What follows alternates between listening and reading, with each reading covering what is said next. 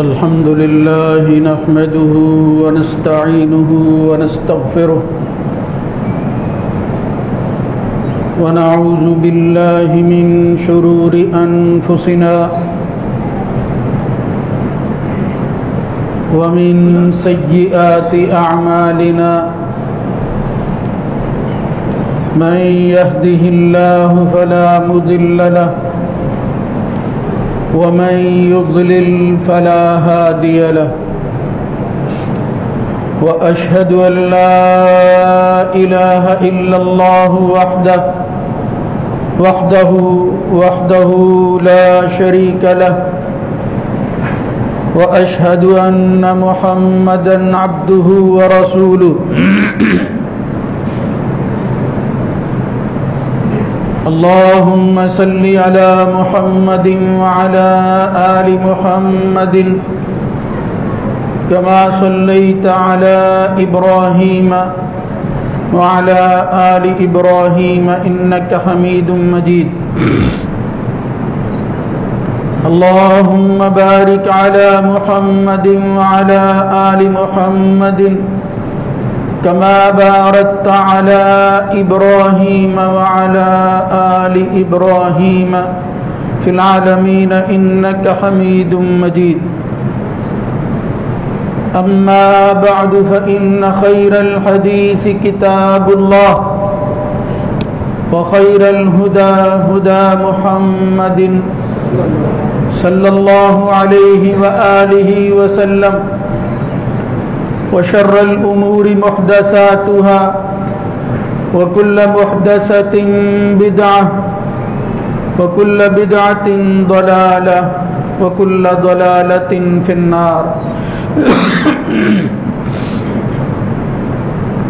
رب أعوذ بك من همزات الشياطين من همزه ونفخه ونفسه يا أيها الذين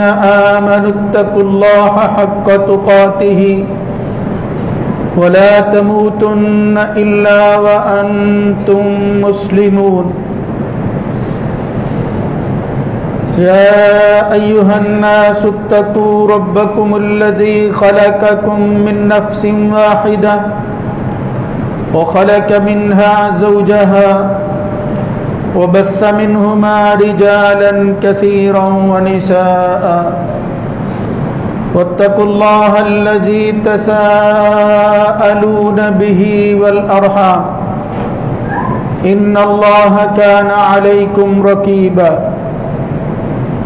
يا أيها الذين آمنوا اتقوا الله وقولوا قولا سديدا يصلح لكم أعمالكم ويغفر لكم ذنوبكم ومن يطع الله ورسوله فقد فاز فوزا عظيما رب اشرح لي صدري ويسر لي أمري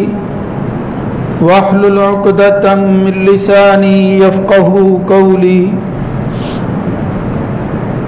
وإن خفتم شقاق بينهما فابعثوا حكما من أهله وحكما من أهلها إن يريدا إصلاحا يوفق الله بينهما إن الله كان عليما خبيرا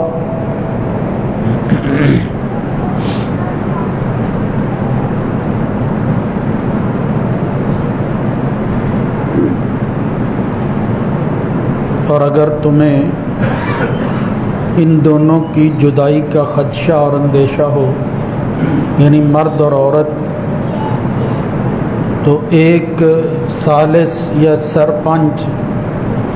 مرد کے اہل خانہ یا خاندان میں سے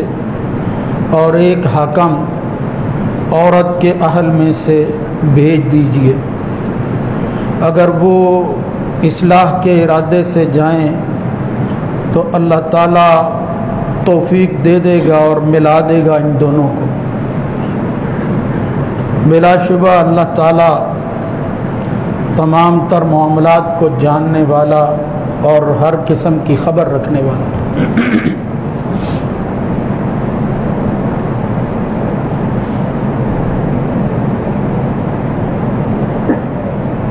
اللہ رب العزت کی حمد و ثنا کے بعد درود و سلام سید الرسل سید ولد آدم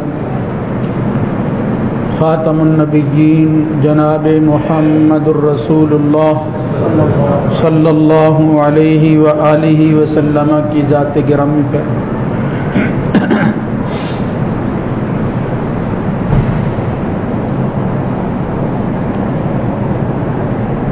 مسئلہ طلاق کی نسبت سے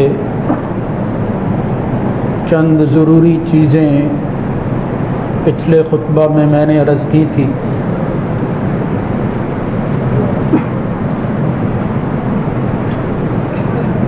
جن سے معلوم ہوتا ہے کہ اسلام کا خاندانی نظام،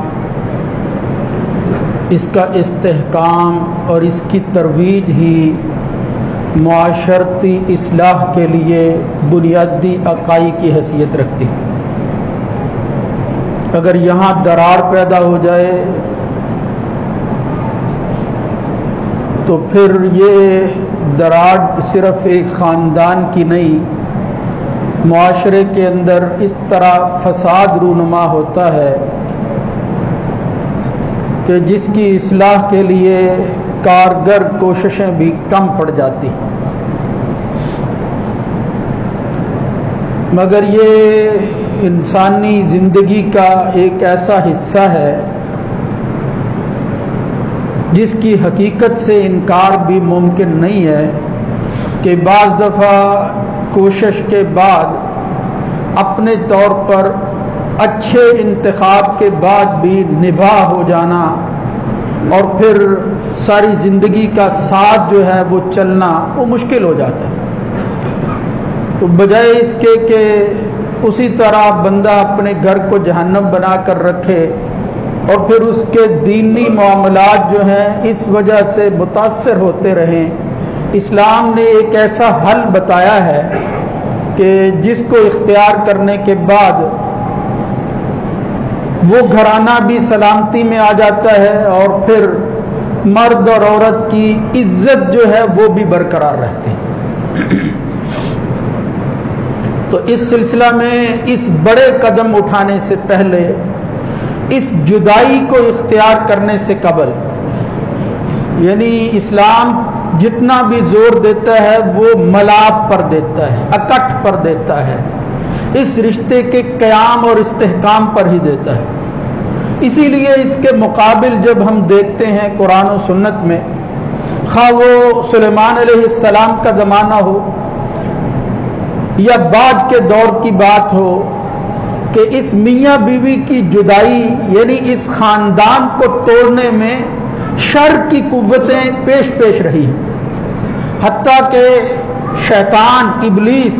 اور اس کی ذریت کی سب سے بڑی خواہش یہ ہوتی ہے کہ کسی طرح خاندان کے اندر جو ہے وہ اس طرح قطع تعلقی کر لی جائے، اس طرح ان کی جدائی جو ہے وہ اختیار ہو، وہ الگ الگ ہو جائیں. ان کے دل جو ہیں اگر وقتی طور پر ان کے ہاں کچھ بعد اور دوری پیدا ہو گئی ہے تو اس کو مستقل بنا دیا جائے. میں نے وہ سورہ بقرہ کی مشہور آیت پڑھی تھی کہ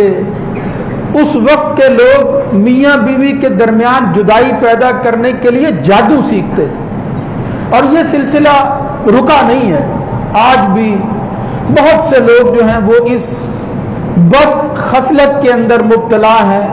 اور پھر اس عمل کو کرتے بھی ہیں اور کروانے کی کوشش بھی کرتے ہیں اور اس کا حصہ بھی بنتے ہیں. حالانکہ محمد الرسول اللہ صلی اللہ علیہ وسلم نے فرمایا تھا کہ اگر کوئی شخص شرارت کے ساتھ اس رشتے کے اندر خرابی، فساد اور اس کو توڑنے کے لیے اپنی توانائی صرف کرتا ہے، لیس منا، ایسے بندے کا میرے ساتھ کوئی تعلق نہیں ہے. لیس منا من خبب امرأۃ علی زوجها، جس نے ابھارا یعنی بیوی کے حوالہ سے ابھارا کہ اس کو چھوڑ دیا جائے، اور وردن علی سیدہ، یا اسی طرح مالک کو جو ہے وہ غلام کی باتیں اس طرح بیان کی کہ جس سے وہ بدزن ہو کر اس کو چھوڑ دے. اور اس کے درمیان چھوڑنے کا مطلب یہ ہے کہ وہ اس پر زیادتی کرنا شروع کر دے، اور آخر کار اس کے ساتھ وہ سلوک کرے کہ جس کی اجازت شریعت نہیں دیتی. جس نے بھڑکایا کسی کو اس کام پر اور اس کا حصہ بنا، خواہ وہ خاندان کا بندہ ہو یا کوئی باہر کا، اس سے معلوم ہوتا ہے کہ اگر کوئی شخص اس طرح کا کوئی معاملہ دیکھے تو اس معاملے کو ٹھنڈا کرنے کی کوشش کرے، نہ کہ اس آگ کو بھڑکانے میں وہ اپنے الفاظ کے ذریعے، اپنی مشاورت کے ذریعے جو ہے وہ کردار ادا کرے جو شیطان ادا کرتا ہے. یہ پھر شیطان اور اس کی ذریت کا حصہ ہے. جس طرح صحیح حدیث کے اندر آتا ہے، نبی کریم صلی اللہ علیہ وسلم نے فرمایا ان ابلیس یضع عرشہ علی الماء، شیطان ابلیس اپنا عرش جو ہے وہ پانی پر بچھائے ہوئے ہوتا ہے، اور پھر ثم یبعث سرایا، اور پھر وہاں وہ احکامات جاری کرتا ہے کہ فلاں لشکر فلاں کام کے لیے روانہ ہو جائے. فَأَدْنَاهُمْ مَنْزِلَةً أَعْظَمُهُمْ فِتْنَةً، اور جس کو جتنا بڑا کام دیا جاتا ہے وہ سر انجام دینے کے بعد وہ اس ابلیس اور شیطان کے بندہ اتنا ہی قریب ہو جاتا ہے. یعنی اس کی ذریت میں سے وہ جس پر وہ ذمہ داری لگاتا ہے، اس کے قرب کے حصول کے لیے جو کامیابی اسے ملتی ہے، جس کا نقصان جو ہے وہ آدم اور ابن آدم کو ہوتا ہے، اس کی وجہ سے وہ بڑا خوش ہوتا ہے اور اس کو اپنے قریب کرتا ہے. جس طرح اور پھر آتا ہے ثم یجیء احدهم فیقول فعلت کذا وکذا، اپنے اپنے کارنامے آ کر ابلیس کو سکھاتے ہیں، سناتے ہیں اور بتاتے ہیں کہ ہم نے یہ کام کیا، اور وہ کہتا ہے ما صنعت شیئا، تو نے میرے دل کو خوش نہیں کیا، یعنی کچھ نہیں کیا، ابھی اور بھی تجھے کچھ کرنا چاہیے تھا. ثم یجیء احدهم فیقول، حتیٰ کہ ان میں سے ایک بندہ جس کی اس نے ذمہ داری لگائی ہوتی ہے وہ آتا ہے اور وہ کہتا ہے ما ترکت حتی فرقت بینہ وبین امرأۃ، میں نے اس کو اس وقت تک چھوڑا نہیں جب تک کہ میں کامیاب نہ ہو گیا یہ کام کروانے کے کہ میاں اور بیوی کے درمیان جدائی ہو گئی. ما ترکت حتی فرقت بینہ، یہاں تک کہ میں نے جدائی تفریق پیدا کر دی، میں ان کو الگ الگ کروا کے آیا ہوں. فیدنیہ، تو وہ اس بندے کو جس نے یہ کام کیا ہوتا اس کی ذریت میں سے اس شیطان، چھوٹے شیطان کو اپنے قریب کرتا ہے. اور پھر ایک حدیث میں آتا ہے فیلتزمہ، وہ اتنا خوش ہوتا ہے اور وہ کہتا ہے یہ ہے اصل کرنے والا کام جو آج تم کر کے آئے ہو، کہ اس کو گلے لگاتا ہے، اس کو چومتا ہے، یلتزمہ، اپنے ساتھ ملاتا ہے کہ یہ ہے میری منشا. جب خاندان ٹوٹے گا پھر اس کے بعد جو ہے وہ فساد کی راہیں کھل جاتی ہیں، پھر آگے خرابیاں جو ہیں وہ پیدا ہوتی ہیں. لہذا شیطان اس پر خوش ہو کر اس کو اپنے قریب کرتا ہے. اس سے معلوم ہوتا ہے کہ یہ عمل، یہ جدائی والا طریقہ یہ آخری طریقہ ہے، ورنہ اس سے پہلے شیطان کی مخالفت کرتے ہوئے ان تمام چیزوں کو اختیار کرنا چاہیے کہ جس سے یہ خاندان برقرار رہ سکے. اس میں قطع تعلقی نہ ہو. عام قطع تعلقی حرام ہے. قرآن مجید میں بھی اللہ نے کہہ دیا، نبی کریم صلی اللہ علیہ وسلم نے بھی کہہ دیا، لیکن اگر میاں بیوی کے درمیان ہو تو پھر اس کی وجہ سے دو خاندان، ان کی اولادیں اور ان سے متعلقہ رشتہ دار وہ ٹوٹ پھوٹ کا شکار ہو جاتے ہیں. آج ہم اپنے معاشرے میں دیکھتے ہیں، آغاز جب اس بات سے ہوتا ہے تو پھر کئی خاندان اس کی لپیٹ میں آ جاتے ہیں، جس کی اصلاح کے لیے تمام تر کوششیں جو ہیں وہ ناکارہ ہو جاتی ہیں. اور اس پر شیطان بڑا جو ہے وہ خوش ہوتا ہے کہ میں جو مہلت مجھے ملی ہوئی ہے اور اللہ کے سامنے میں نے جو کہا تھا کہ میں تیرے بندوں کو جو ہے وہ تتر بتر کروں گا، فساد اس طرح رونما ہوگا کہ اضلنہم امنینہم ولامرنہم فلیبتکن آذان الانعام، وہ حقیقت کو بدل کر رکھ دیں گے. وہ کام کرواؤں گا ان سے کہ جس کی وجہ سے ان کی وہ کتنی دہائیوں کی عبادتیں، ان کی نیکیاں وہ غارت ہو جاتی ہیں اس چھوٹے سے عمل کی وجہ سے، اس لیے کہ وہ قطع تعلقی کرتے ہیں، حرام کا ارتکاب کر لیتے ہیں. اس لیے یہ وہ چیزیں یعنی مقدمات طلاق، ضروری چیزیں، ان میں سے ایک بات جس کے حوالے سے یہ سورہ نساء کی ایک آیت میں نے تلاوت کی ہے کہ آخر اللہ تعالیٰ نے اس کے لیے کیا طریقہ بتایا ہے، کیا کرے پھر آدمی، چارہ کوئی نہیں ہوتا ہے ایسی صورت کے اندر. فرمایا نہیں، اس جدائی سے پہلے جہاں میاں بیوی کا معاملہ ہے وہاں پھر خاندان کے دوسرے لوگ جو ہے وہ شریک ہونے چاہیے. فبعثوا حکما من اہلی، ایک حکم، ثالث، سرپنچ اور منصف، یعنی معاملات کو سمجھنے والا، جس کی خاندان میں کوئی حیثیت ہے، جو ایسے معاملات کو حل کرنے میں تجربہ رکھتا ہے. فبعثوا حکما من اہلہ وحکما من اہلہا، دونوں خاندانوں کی طرف سے ان کو جو ہے وہ پھر ثالث مقرر کر کے بھیجا جائے، وہ اپنی توانائیاں صرف کریں، دونوں کی باتیں سنیں اور پھر اس کے نتیجہ کے اندر جس قدر ممکن ہو سکے ان کے ملاپ کو قائم رکھنے کی کوشش کریں اور کامیابی اختیار کریں۔ اس شیطان کے مقابلہ کے اندر رحمان کی قوت جو ہے اس کو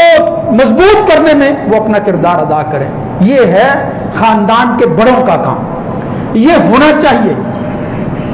مطلب اس کام کو کرتے ہوئے جلدی نہیں اختیار کرنی چاہیے۔ ان میں سے ایک بات جو ہے جس کا تعلق یہ حکم اور ثالثی کے حوالے سے ہے، یہ قرآن کی آیت بھی بتاتی ہے،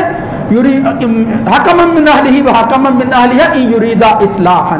یعنی ان کا ارادہ جو ہے وہ کسی شیطانی کام کرنے کا نہیں، سرپنچ اور منصف جو ہے وہی بگڑ جائے، اس کے دل کے اندر ہی خرابی آ جائے، وہ شیطان والا کام شروع کر دے، پھر کیا ہوگا؟ پھر وہ بدبخت جو ہے وہ خائن شمار ہوگا اللہ اور اس کے رسول کی نگاہ میں۔ وہ تو بددیانت آدمی ہے جس پر اتنا بڑا اعتماد کیا گیا، اور پھر بجائے جو ہے وہ ملاپ کے وہ تفریق والا کام کر رہا ہے۔ وہ جو میں نے حدیث پہلے پیش کی ہے وہ نبی کریم صلی اللہ علیہ وسلم نے فرمایا اس طرح ابھار کر خاندانوں کو تباہ کرنے والے لوگوں کا لیسا منا، میرے ساتھ پھر کوئی تعلق نہیں ہوتا۔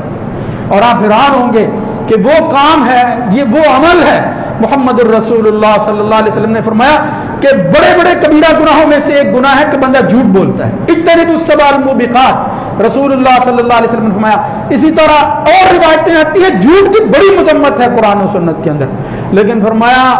یہ ایک ایسا عمل ہے لیس الکذاب الذی یصلح بین الناس،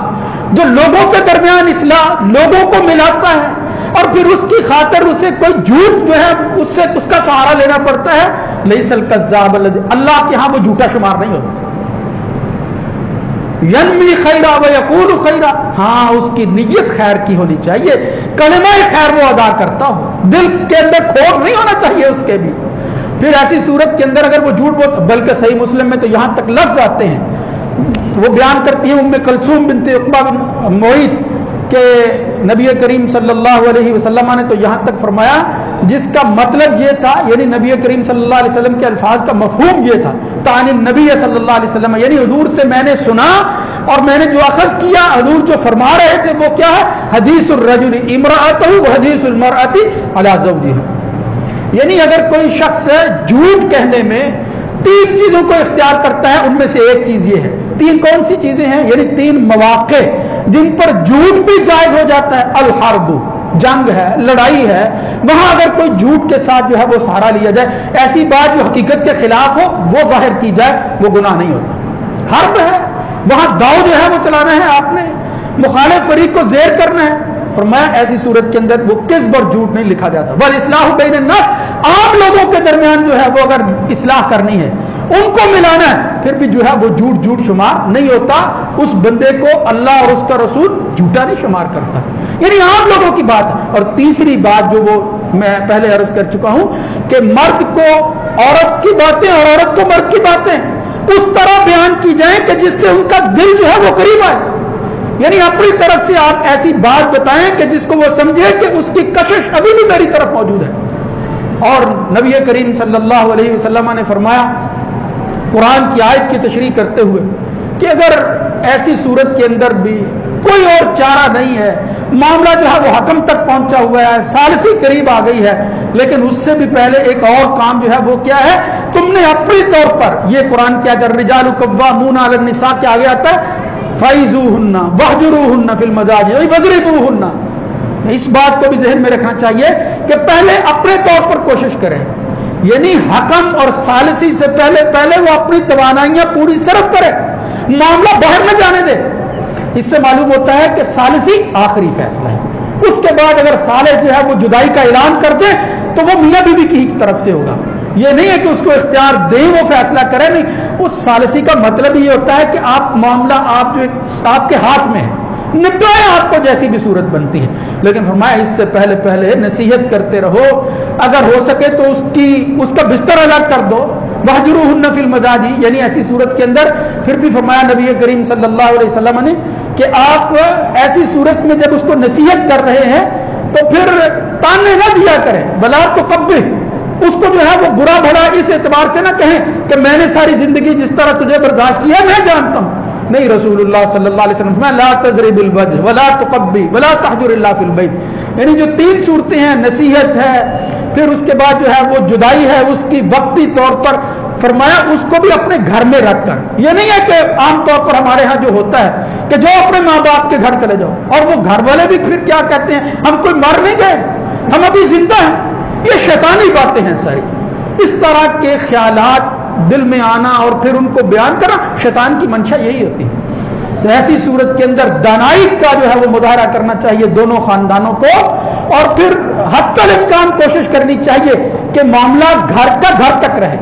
ماں باپ کے گھر پہ بھی نہ آئے. اس لیے محمد الرسول اللہ صلی اللہ علیہ وسلم میں پھر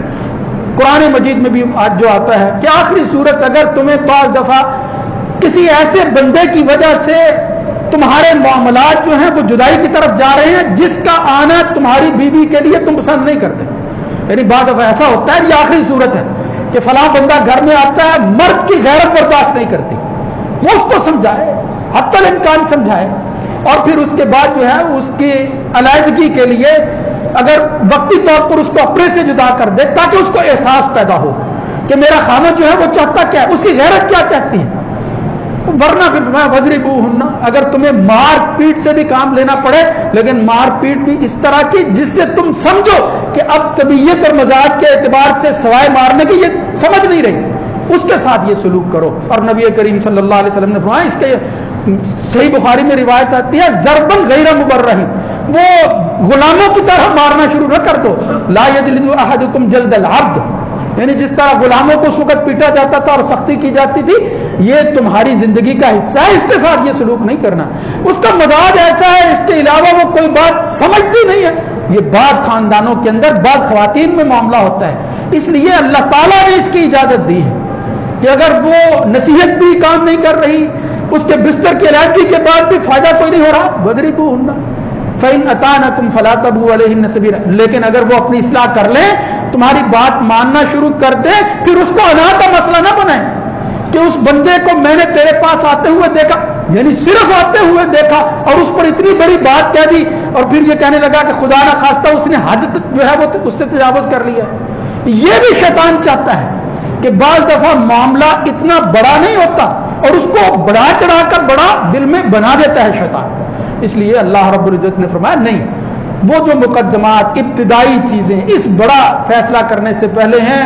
وہ اگر گھر والے اپنا کردار ادا کر سکتے ہیں، کوئی خاندان کا بڑا کر سکتے ہیں، تمام تر لوگ نیک نیتی کے ساتھ اپنا اپنا حصہ ادا کرنے کی کوشش کریں اور اس انسانی ملاپ کو قائم رکھنے کے لیے اپنی جدوجہد جو ہے وہ شامل رکھیں. ان کے معاملے کے اندر اس میں اللہ تعالیٰ کی طرف سے خیر ہوگی، اللہ تعالیٰ کی معیت ہوگی، اللہ تعالیٰ کی بھی منشا یہ ہے، خدا بھی یہی چاہتا ہے. لیکن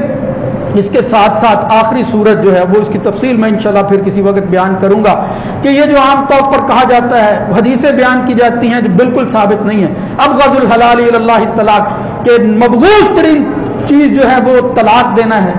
یعنی حلال ہونے کے باوجود یہ کوئی حدیث اس طرح کی ثابت نہیں ہے. اور پھر یہ لوگ بعض دفعہ کہتے ہیں اس سے تو اللہ کا عرش ہل جاتا ہے، مطلب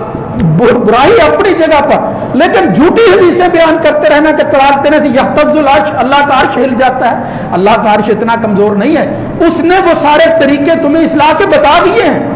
لہذا اگر تم ان کو اختیار کرو گے اور پھر اصلاح کی کوشش کرو گے تو پھر معاملہ جو ہے وہ انشاءاللہ سدھار کی طرف جائے گا، خیر کی طرف جائے گا. لہذا ان کو اختیار کرنا چاہیے. اللہ رب العزت ان چیزوں کو سمجھنے کی توفیق نصیب فرمائے. وہی شیطانی عمل جو